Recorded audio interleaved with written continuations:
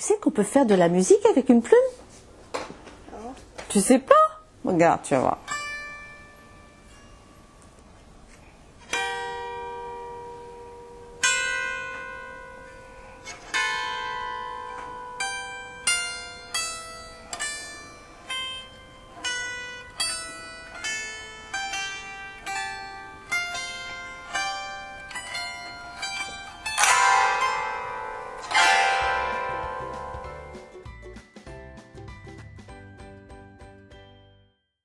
Bah, j'étais un peu en réaction contre le système des écoles de musique en général, donc j'ai essayé de faire autre chose, quoi. Tu vois. Puis j'ai eu le grand privilège d'avoir un maître pédagogique, si je peux dire, une femme qui avait travaillé à l'hôpital Necker avec les enfants sourds, avec les sourds et les malentendants. Et elle avait connu et travaillé avec Montessori, elle avait travaillé avec Borel Maisoni aussi, que des gens, enfin, pédagogie alternative. Voilà. Donc j'ai eu le bonheur de travailler avec cette femme qui s'appelle Liliane Azina, là je vais citer son nom quand même. Je lui dois beaucoup de choses. Et le psalterion, c'est son idée à elle. D'avoir créé des... Oui, parce que dans le temps, et encore maintenant d'ailleurs, la plupart des enfants et des gens veulent faire du piano, de la guitare.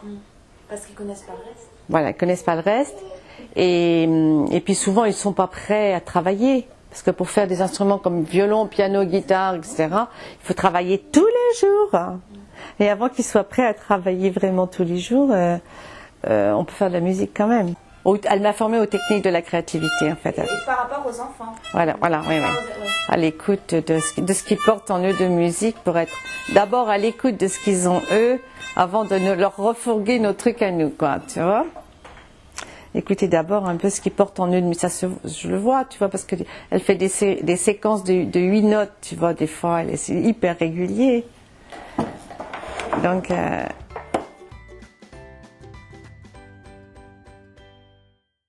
Tu vois, là, elle explore, c'est bien d'explorer. C'est comme si tu prenais de l'argile et tu malaxes la terre et tu t'amuses avec, avant de savoir faire un pot. Voilà, toi, ta matière, tu la connais après. Tu n'en as plus peur, tu l'as touchée, tu l'as malaxée. Et après, quand tu passes à la musique, tu as tout c'est un terreau, en fait, quoi. C'est un terreau pour ce qui va suivre. Si tu connais pas la matière sonore, quoi, si tu n'as pas fréquenté les sons, les rythmes, les timbres, tous les musiciens, souvent quand on fait la musique classique, on joue des notes, on fait des do, des ré, des mi, des fa dans tous les sens, mais on n'entend pas forcément la qualité du son qu'on produit, parce qu'on n'a pas cette écoute, on n'a pas travaillé sur l'écoute, on s'est pas amusé avec les sons, quoi. On n'a pas joué avec les sons. Donc, une fois que tu t'as joué avec, tu les connais, ils sont familiers. Alors d'abord, tu n'en as plus peur, d'une part, et puis après, tu peux faire des choses avec. Tu les connais. Donc, c'était l'idée première de faire un éveil musical qui soit attrayant, et puis un accès à la musique immédiat, pour pouvoir d'abord jouer ensemble, parce que du coup, c'est l'intérêt de cet instrument. C'est qu'au bout d'un an... Bon, on travaille un petit peu à la maison, on travaille pendant les cours, et puis à la fin de l'année, on peut jouer tous ensemble. Donc on a après le plaisir de jouer en orchestre, c'est quand même drôlement bien. À 4-5 ans, tout de suite, de jouer en orchestre. Ou avec papa ou avec maman, de jouer à plusieurs, parce que ça développe une autre oreille. Moi, je dis ça développe la troisième oreille, d'apprendre à écouter l'autre et jouer avec. Ça c'est important, tu vois, ça c'est l'autre intérêt. En attendant de savoir si on veut faire du violon, de la guitare, et comme ça on ne perd pas notre temps, on développe l'oreille, on s'amuse avec les sons.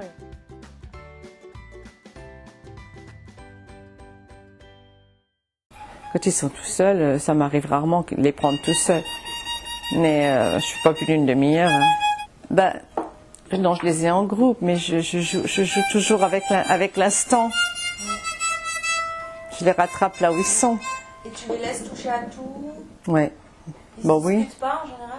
Il faut gérer un petit peu. Il faut surtout faire attention qu'ils ne se blessent pas, parce que quand ils sont petits comme ça, les congas peuvent tomber, ou ils peuvent se prendre les doigts. Il faut faire attention quand même. C'est pas du plastique. Hein. Ils sont tous aussi enthousiastes? Ouais. Il y en a qui viennent et qui... tous, non, toujours. C'est jamais la musique qui est en cause. Quand il se passe un truc, c'est parce qu'ils sont de mauvaise humeur, parce que maman a dit ça, ou parce que ceci, ou parce que cela. On va faire avec les plumes. Ou parce qu'ils ont pris l'instrument que l'autre voulait, voilà. Et Puis peut-être petit à petit, tu vois, j'insuffle des trucs. Puis ça, Petit à petit, quoi. tu vois, do, ré, mi, tu vois. Ouais.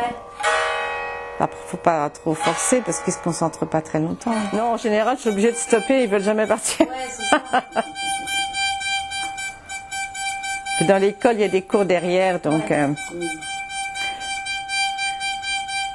j'en profite pour faire travailler les pianistes. Alors, les cours qui arrivent derrière, mes jeunes pianistes, les ados, je les motive en leur apprenant à accompagner les chansons. Donc, ils arrivent 10 minutes avant leur cours sur le cours des petits pour les accompagner, les faire danser, tu vois. Comme ça fait travailler les pianistes. Ouais, bravo! J'essaie de danser et moi je fais de la musique. Qui c'est qui essaie de danser? Toi et puis Moi? je fais de la musique. Moi, il faut que je danse.